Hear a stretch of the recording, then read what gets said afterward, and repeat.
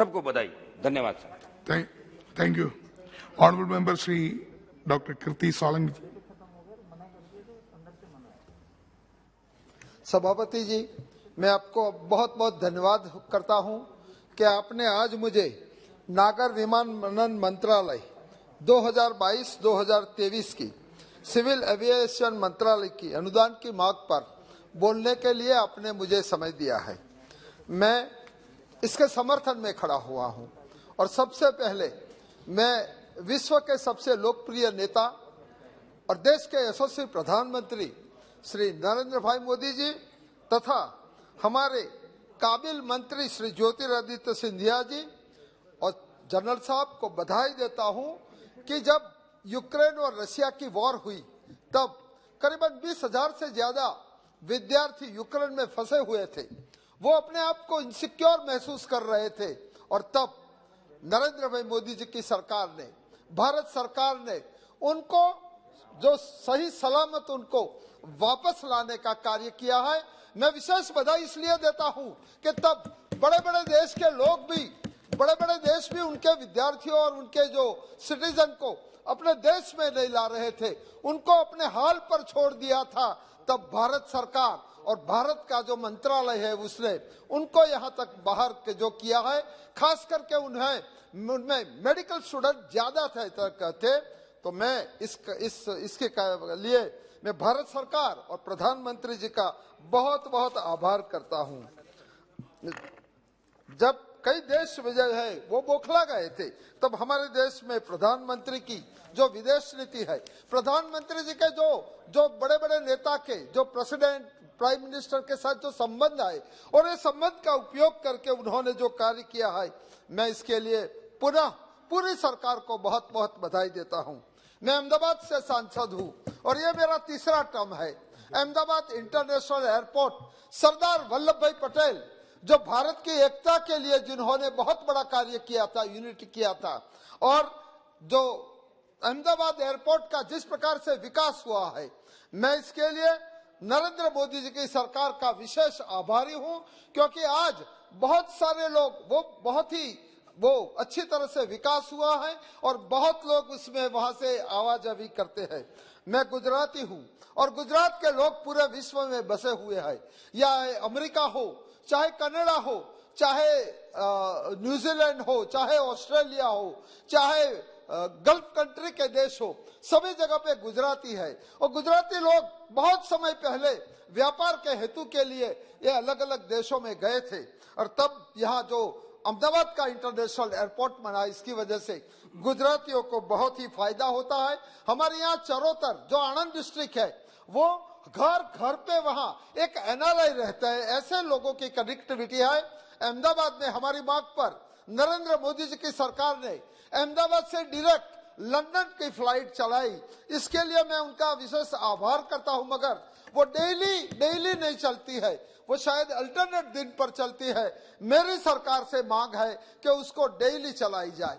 जहां तक अमेरिका का सवाल है, अमेरिका में बहुत सारे गुजराती लोग रहते हैं और अमेरिका और जो गुजरात की कोई कनेक्टिविटी फ्लाइट डायरेक्ट नहीं है। अहमदाबाद से दिल्ली आना पड़ता है और दिल्ली से अहमदाबाद जाना पड़ता है। मेरी सरकार से मांग है कि अहमदाबाद से डेली नेवाक की फ्लाइट शुरू किया जाए। मैं दावे के साथ आपको कहता हूं कि उसमें वायबिलिटी रहेगी, उसमें लोग पूरी तरह से फ्लाइट, जैसे लंदन की फ्लाइट पूरी भर जाती है, इस प्रकार से एक फ्लाइट भी हमें चालू करना चाहिए। उड़ान के जरिए अहमदाबाद से जो दीव की फ्लाइट है, अहमदाबाद से जैसलमेर, अहमदाबाद से शिरडी, अहमदाबाद से बालाजी तिरुपति, क्योंकि बहुत सारे लोग अहमदाबाद गुजरात से वहां जाते हैं तो उनको बहुत सारा रेल मुसाफरी करनी पड़ती है या जो हाईवे के जरिए जाना पड़ता है, तो उनको बहुत सहूलियत रहेगी और ये फ्लाइट पूरी तरह से वायबल रहेगी। अहमदाबाद से मेलबोर्न, क्योंकि गुजरात के कई स्टूडेंट्स आज अमेरिका में रहते हैं तो उनको मेलबोर्न की फ्लाइट चलनी चाहिए। और कनाडा में आजकल गुजरात, भारत के बहुत ही विद्यार्थी जाते हैं। लोग पीआर लेने को जाते हैं तो गुजरात में उसका अहम रोल है। तो मेरे आपसे आपके माध्यम से सरकार से गुहार है कि अहमदाबाद से टोरंटो यानी कि कनाडा की फ्लाइट चालू करनी चाहिए।